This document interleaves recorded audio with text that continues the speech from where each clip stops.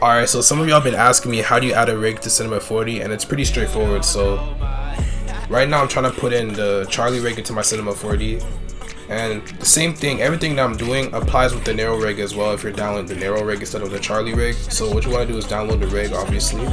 Download it. Once you download it, you're going to want to drag the file onto your desktop over here.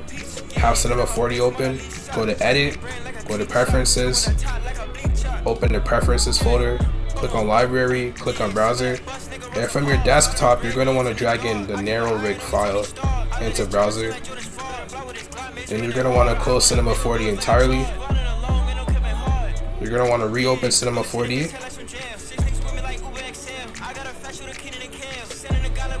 Then you want to click on content browser, click on presets, and then boom, the rig will already be here.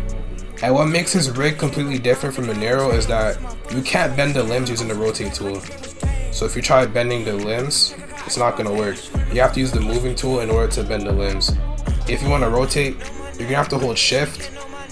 You have to click on the bottom part and the top part, press the rotate tool, and you'll be able to rotate the limbs. And yeah, I prefer using the narrow rig. Like for beginners, I prefer you use the narrow rig, but it depends which one you want to use. So yeah, if you want to give the Charlie rig a shot, you could go ahead. I'll put it in the description below. But like yeah, that's how you add a rig to Cinema 4D.